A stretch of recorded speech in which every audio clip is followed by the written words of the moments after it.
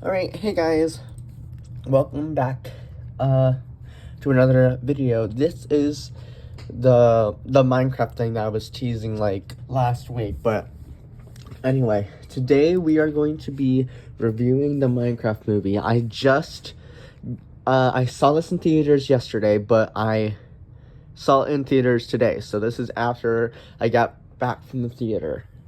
I made some notes of what I thought after I saw the movie yesterday. I'm gonna start with the good. The look of the Minecraft world surprisingly fit the movie well, despite my thoughts when I first saw the trailer. It actually didn't even cross my mind when I was watching the movie.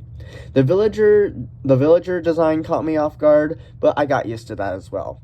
I liked how we got an introduction to all of the characters in the beginning part. The amount of background we got from them is another thing, but we'll get to that later.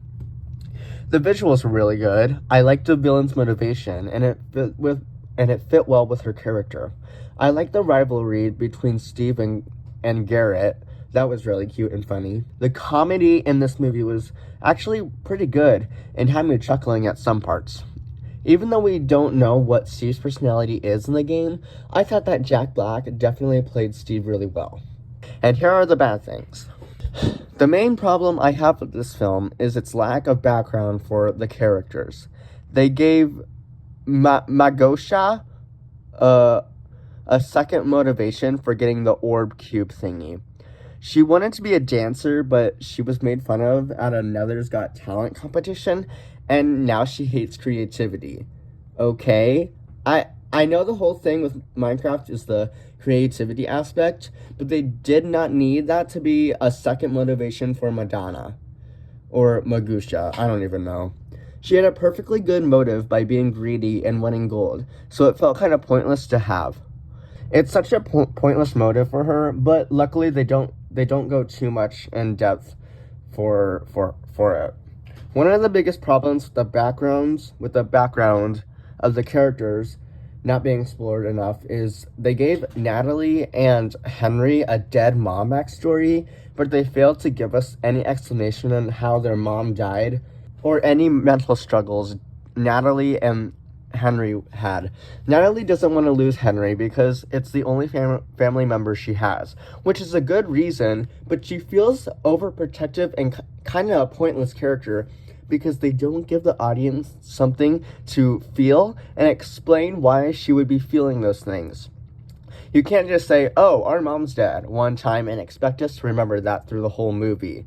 You need to show Natalie or Dennis having mental struggles or emotional moments that actually impact the story and doesn't feel like they needed to put them in the movie. Which reminds me, the emotional moments in this movie was something.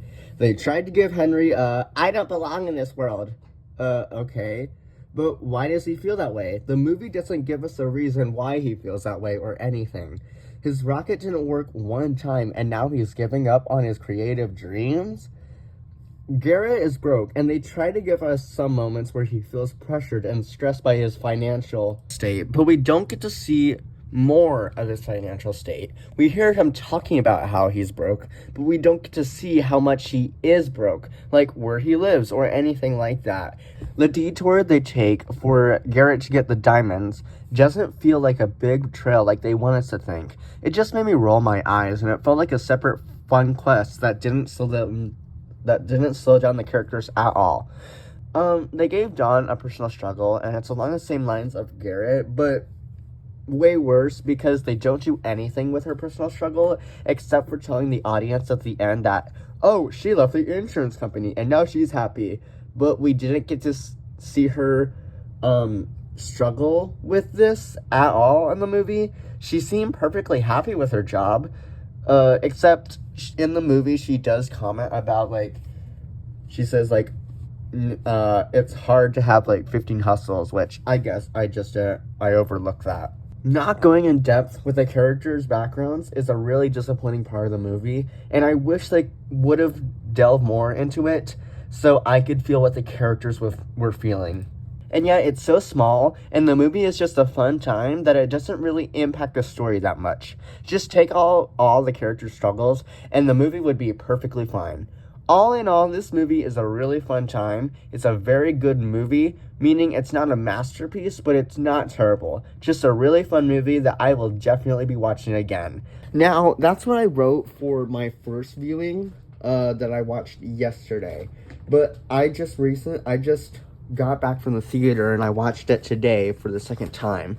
And I'm going to change that score to an 8 out of 10. Because the emotional moments they felt just there, but they didn't, like, make me feel anything. Like, they kind of just brushed it over, and then we were back to the fun stuff.